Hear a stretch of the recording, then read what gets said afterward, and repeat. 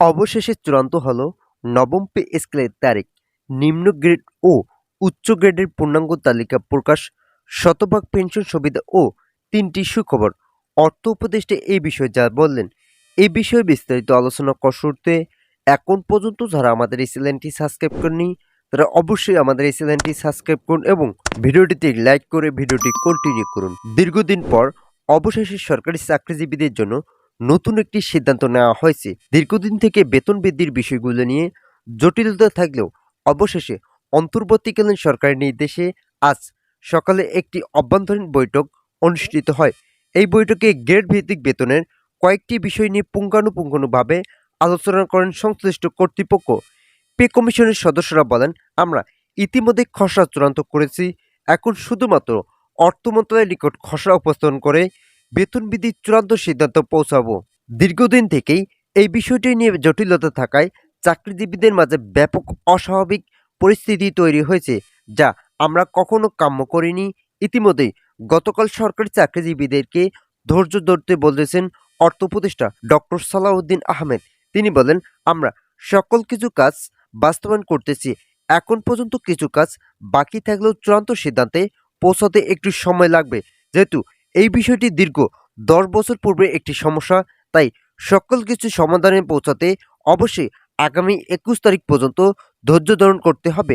এছাড়াও গ্রেড সংখ্যা পরিবর্তনের বিষয় নিয়ে তিনি একটি ইতিবাচক তথ্য দিয়েছেন। গত 15 তারিখের বৈঠকে গ্রেড সংখ্যা অপরিবর্তিত রেখে বেতন বৃদ্ধির কথা থাকলেও শেষ পর্যন্ত গ্রেড সংখ্যা পরিবর্তন করে 16টি রাখার মতামত আসে।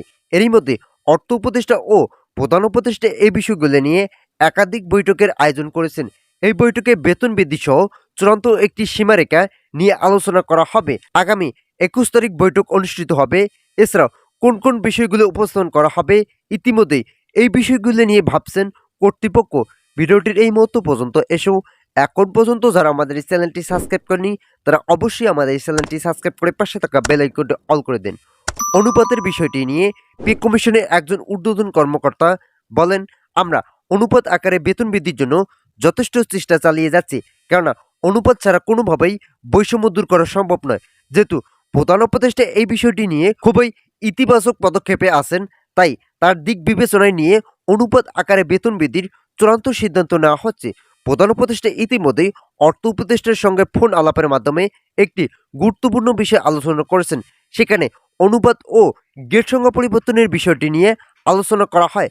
প্রধান উপদেষ্টা বলেন, 2015 সালের সর্বশেষে যখন অষ্টম বেতন স্কেল কার্যকর করা হয় তখন অনুপাত আকারে বেতন বৃদ্ধি করা হয়নি। এতে করে যারা নিম্ন গ্রেডের কর্মচারী আছেন তারা অত্যাধিক হারে বৈষম্যের শিকার হয়েছেন। তাই এবারে যদি অনুপাত আকারে বেতন বৃদ্ধি করা না হয় তাহলে কোনোভাবেই সরকারি কর্মচারীরা লাভবান হতে পারবেন না। ইতিমধ্যে একটি সূত্র জানিয়েছে যে বেতন বৃদ্ধি করার বিষয়টি খুবই জটিল একটি প্রক্রিয়া ছিল, কিন্তু আমরা এই বিষয়টি নিয়ে সমাধানের লক্ষ্যে বেশ কিছু পদক্ষেপ নেই। সেখানে কিভাবে বেতন বৃদ্ধি করা হবে এবং বেতন বৃদ্ধি করলে কর্মচারীরা কতটুকু লাভবান হবেন এই বিষয়গুলি নিয়ে ধারাবাহিকভাবে আলোচনা করা হয়। প্রধান উপদেষ্টার নেতৃত্বে পে কমিশনের চেয়ারম্যান জাকির আহমেদ খান এরই মধ্যে আগামী রবিবার অভ্যন্তরীণভাবে আরও একটি বৈঠকের আয়োজন করেন। তিনি বলেন, আমরা এই বৈঠকে আমাদের রিপোর্ট উপস্থাপন করব। রিপোর্টে বেতন বৃদ্ধির বিষয় চূড়ান্তভাবে তুলে ধরা হবে। এছাড়াও পূর্বে যতগুলো ভাতা বন্ধ করে দেওয়া হয়েছিল সকল ভাতা আবারও পুনরুদ্ধারের বিষয়গুলো প্রতিবেদনে উল্লেখ থাকবে।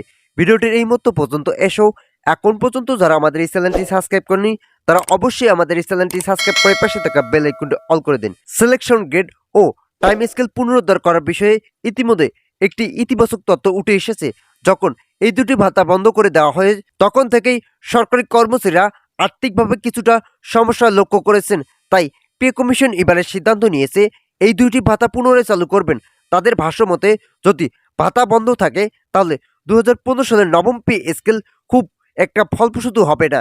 আমরা যেহেতু সকল দিক বিবেচনা নিয়ে বেতন বৃদ্ধির সিদ্ধান্ত হাতে নিয়েছি, তাই অবশ্যই আমাদের সিদ্ধান্ত থাকবে গ্রেড সংখ্যা পরিবর্তন করে বেতন বৃদ্ধি করা। যার ফলে কমিশনের একাধিক সদস্যদের সঙ্গে অর্থনীতিবিদদের বৈঠক করেছেন। তারা বৈঠকে বেতন বৃদ্ধির বিষয়গুলো নিয়ে এমনভাবে আলোচনা করেছেন যা 2015 সালে অষ্টম বেতন স্কেল করা হয়নি। সূত্র বলছে, অভ্যন্তরীণভাবে আগামী রবিবারে একটি বৈঠক আছে। এখানে প্রায় সংখ্যক বিষয়গুলো চূড়ান্ত করা হবে। আগামী বৈঠকে বেশ কিছু বিষয় আলোচনা করা হবে এবং বেতনের চূড়ান্ত সীমারেখা নিয়ে নেতিবাচক তথ্যগুলো তুলে ধরা থাকবে। ইতিমধ্যেই পে কমিশন খসড়াগুলো ভালোভাবে উপস্থাপন করেছেন।